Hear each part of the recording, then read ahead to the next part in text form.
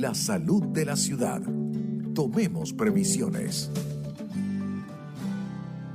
Yo estoy aquí entre los relojes, ya lo arreglaste, Richard. Seguimos entonces con este programa de Siempre Gente y Ciudad, y ya con una invitada de siempre, de todos los meses. Ella siempre nos acompaña y me encanta que nos visita acá en estudios, la doctora Soraya Müller, quien es médico cirujana de la Universidad de Oriente, mención cum laude. Soy udista como la doctora, pero ella es mención cum laude, yo no. Ginecóloga obstetra de la Universidad Central de Venezuela. No te llevo nada, por cierto que la Universidad Central de Venezuela quedó como la número 1 y ahora está en los rankings, importantísimo. Además tiene componente docente, por eso me encanta que venga y explica buenísimo todos estos temas que tienen que ver con la mujer. Y yo como mujer tengo que apoyar, y bueno, y los hombres también tienen que enterarse de esas cosas, ¿verdad? Así es. Entonces, la doctora estuvo preparándose, porque un médico siempre tiene que estar preparándose, bueno, todos los profesionales, pero yo digo que particularmente los médicos, también los abogados, siempre tienen que estar estudiando. Y estuvo por un congreso en Europa. Que estuvo aprendiendo por allá, doctora? Bienvenida. Gracias, un gusto saludarte. Como siempre, encantada de estar aquí en esta ventana estupenda para la educación de nuestra población. Bueno, estuve felizmente en un congreso que se denomina ARTUS, por sus siglas de histeroscopia, ultrasonido y medicina reproductiva. Fue una experiencia estupenda, se dio lugar en Roma el mes pasado y bueno, la pasé muy bien porque pude compartir. Aprovechó a pasear por el Coliseo y la cosa, ¿no? Así es. Y pude compartir con colegas de otras nacionalidades. Además me sentí muy bien, ¿sabes? Porque sentí que estamos haciendo una medicina de primer mundo. Esos escenarios a mí me encantan, porque uno dice en Venezuela no, que estamos lentos, que estamos retrasados. Sí. Y cuando vas y compartes con otros profesionales, ves, caramba. Me sentí maravilloso. Es más, te voy a hacer muy sobrada. Me sentí feliz. Una anécdota muy breve es que hace unos años yo estuve en Colombia, en un standalone femenino, y la experiencia fue distinta, porque realmente hablamos de medicamentos allí. Entonces nosotros no teníamos la experiencia porque no teníamos la molécula. Entonces yo llegué de ese viaje como un poquito triste, ¿no? Pero en este no. En este vine muy feliz porque realmente hablamos de ultrasonido, de fertilidad y hablamos de histeroscopia. Y son 3 cosas que se hace en el país. Claro, para esto hay que tener pues las especializaciones correspondientes, pero se hace en nuestro país y tenemos colegas súper preparados. Así que valió la pena 1000 por 1000. Fue una experiencia realmente inolvidable. Y hay inolvidable. innovaciones al respecto. Por cierto que el 4 de junio fue el Día de la Fertilidad y yo dije, bueno, se lo voy a mencionar a la doctora cuando venga. Así es. El 4 de junio fue el Día de la Fertilidad. Realmente pues es muy importante tener en cuenta que hay muchísimas mujeres que por diversos factores, bien sea de salud, de edad, etcétera, les cuesta concebir. Y bueno, en nuestro país hay excelentes médicos de medicina reproductiva y de fertilidad, hay centros extraordinarios. Así que pero bueno, se habló de fertilidad allí, ¿hay algunas innovaciones al respecto? Hablamos de fertilidad allí, sí, realmente hay innovaciones en cuanto a los equipos, en cuanto a las técnicas, que pues merece la pena, pero como te digo, pues me siento muy feliz porque sentí que nuestro país realmente está dando la talla. Esa es buena noticia. A todos los que están por Instagram, por ahí está uno de mis grandes maestros conectados desde Chile, el doctor Manuel Ñáñez. Vaya un saludo. Sí, porque la doctora está conectada a través de su Instagram, @doctora. Pero doctora con la abreviatura de doctora, DRA. Soraya Müller o Müller, para que sepan, para el Instagram, para que sepan y la sigan. Hicimos un programa bastante interesante que lo dejamos preparado porque usted se organizó, porque así hacemos las mujeres, nos organizamos y contamos con equipos de trabajo y toda la cosa, y quedamos pendientes de hablar del embarazo precoz. Sí. Así como se habla de fertilidad, hay mucha gente que le cuesta hoy en día. También hoy en día en el mundo más bien la natalidad va en descenso, pero hablábamos de la estadística del embarazo precoz en Venezuela. Entonces, ¿qué podemos hablar al respecto? Sí, bueno, María Alejandra, lamentablemente las estadísticas aquí no nos gustan los primeros lugares. Y en cuanto a el embarazo precoz, pues lo tenemos. En Sudamérica somos el país número 1, desde el punto de vista estadístico en embarazo precoz, y en América Latina somos el 3º. Son cifras realmente alarmantes, son cifras realmente desde el punto de vista de médico. de la bioestadística, donde no queremos estar en los primeros rankings y nos corresponde entonces trabajar para que sea pues lo contrario. Ahora, ¿por qué, bueno, la sexualidad, y lo hablábamos en la entrevista pasada, todo a su momento ha venido siendo en Venezuela quizás un tabú, quizás por eso hay esos resultados de embarazo precoz, pero ¿qué hemos avanzado? Porque creo que el embarazo precoz y esos primeros lugares los venimos ocupando hace rato allí. No sé si hemos mejorado al respecto, porque como le dije, en materia estadística, la natalidad ha venido bajando en indicadores en otros países. Sí, bueno, fíjate lo siguiente, nosotros realmente tenemos estas estadísticas y desde hace un buen tiempo se han implementado ciertos planes para la educación, tanto de los adolescentes como del personal de salud, lo cual aplaudo y ojalá pues se replique y llegue a la escala necesaria para tener la efectividad de revertir. Cuando habla de la salud, sí, del personal de salud. Al personal de salud, me refiero a los médicos. Porque no tienen la capacitación. No, pero recuerda que cuando nosotros tenemos, por ejemplo, a cargo ambulatorios o a cargo ambulatorios rurales, hospitales pequeños, etcétera, allí no tenemos especialistas necesariamente. Por lo general están atendidos por médicos rurales, donde tienen una formación, claro que sí, pero debemos, esto se debe tratar con pinzas, se debe explicar, porque medicar a una paciente con un anticonceptivo oral no es que puede usar cualquiera, por ejemplo. Entonces a eso me refiero, de que hemos, y más cuando son jóvenes, sí se ha invertido en mejorar un poco la educación. Pero fíjate, a esto lo primero que hay que analizarle son las causas. Muy bien. Exacto. Entonces las causas, definitivamente la número 1 es la falta de información y o educación sexual. Muy bien, sigue siendo un tabú. Que era lo que estábamos hablando. Increíble, ¿no? En esta época. Entonces, no es solamente la información para los jóvenes y también para el personal de salud. Los padres. Los padres, sí, exacto. Sigue siendo un tabú. No le hablamos a los hijos a tiempo de sexo y realmente el entorno, el contexto donde se desarrolla el adolescente, pues sí, y a veces lo habla de una manera muy abierta. Y no solamente lo vemos, María Alejandra, que lo hablen en el colegio, con los amigos, donde se desenvuelvan, lo vemos hasta en una música, hasta en los bailes. Terrible, todo, ¿no? Ese reggaetón explícitos. Es horrible. Entonces, realmente nosotros, ¿qué tenemos que hacer? Pues es una realidad que no podemos borrar, pero sí podemos educar a la población. Se debería pues tener las pacientes un mayor acceso a los métodos anticonceptivos y ahí hay una amplia gama que pueden ser utilizados por las adolescentes. Muy bien.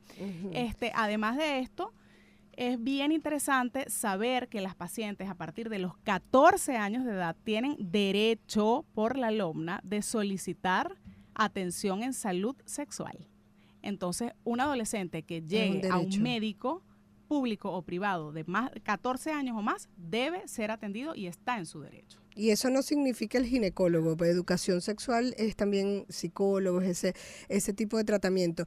Cuando usted ingresó, o sea, cuando usted ingresó en el equipo de Gente y Ciudad, que nos empezó a acompañar, la invitábamos porque hablábamos de que las niñas se acercaran al ginecólogo y que los padres llevaran a la niña al ginecólogo en su tiempo. Eso no significa ir al ginecólogo que estés iniciando el tema sexual. Eso lo vamos a hablar después de la pausa para entonces ir entrando en detalle y darle esa información al papá que necesita saber, que lo tiene como un tabú y que también no sabe cómo entrarle al chamo. Quizás la doctora pueda apoyarlo en eso. Y seguimos en estudio con la doctora Soraya Müller, médico cirujano de la UDO, además es ginecólogo obstetra de la UCB. Recientemente estuvo en un congreso por allá por Roma, vino orgullosísima de ser médico venezolana, con todo, que vino inflada en ese sentido, porque aquí es que los médicos venezolanos son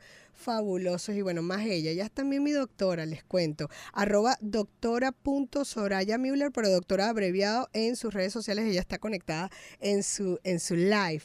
Doctora, estábamos hablando de embarazo precoz y de que este tema de la sexualidad es un tabú y quizás es una de las causas más importantes en que esto suceda y que Venezuela esté punteando estas estadísticas de embarazo precoz, cuando decía pues la natalidad en el mundo más bien está bajando. Entonces, bueno, enfocados en las soluciones, cómo buscar ayuda, cómo cómo hacerlo entender a los padres y asumir esa recomendación que nos hacía cuando usted vino por primera vez al programa de que hay que llevar al niño, a la niña al ginecólogo. Sí. ¿A qué edad? No es asumir que está iniciando la sexualidad, o más bien quizás contar con usted con el apoyo para que nos brinde el apoyo para hablar acerca de estos temas que quizás a los padres nos cuesta. Sí, es así, totalmente. Entonces, una de las primeras causas de esta estadística es la falta de educación, es la falta de conocimiento de ese adolescente.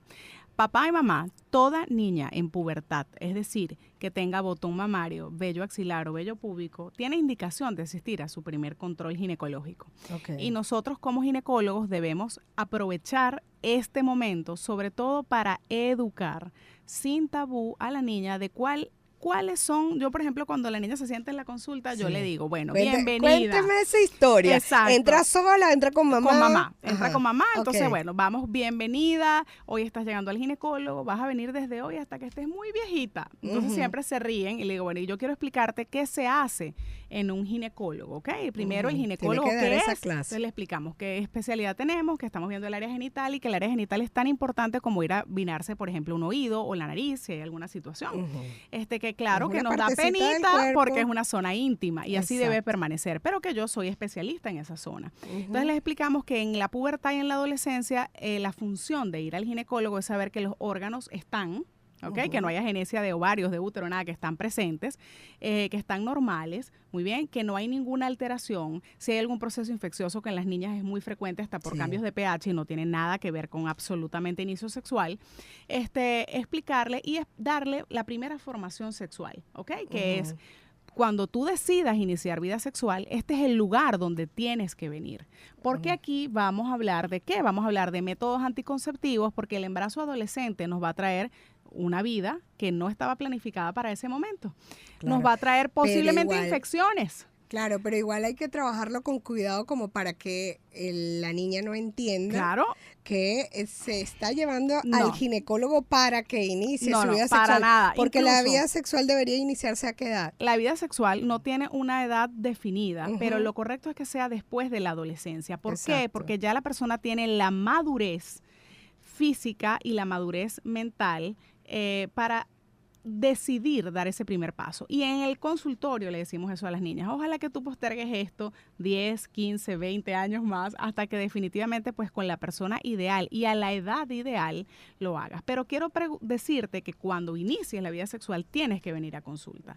Entonces eso es vital, es supremamente importante que la niña se vaya con tranquilidad y que los padres entiendan que llevar a la niña a un ginecólogo no es dar un permiso, no es incitar, es todo lo contrario, es educar. Donde yo pienso que debemos poner un hincapié en la educación, en los bachilleratos, en el liceo, se debe educar a los niños de 4º y 5º año en educación sexual, es importantísimo que ya ¿Y esta materia de tenerlo. puericultura no existe más? No, puericultura no ya no está en el pensum y es algo súper importante. Nosotros, los colegios deberían llamar pues a especialistas, a que estemos a diario trabajando esto. Hay tantos colegios, hay tanta población desasistida y lamentablemente vemos que el inicio de la vida sexual cada vez es más temprano. Te hablo de niños y niñas entre 13, 14 y 15 años sin información. Entonces no es solamente a veces que el papá del paso, sino que el mismo chamo que en esta época tiene tanto acceso a la información, porque a lo mejor no le damos información sexual, pero le damos un teléfono. Exacto. Entonces nosotros tenemos que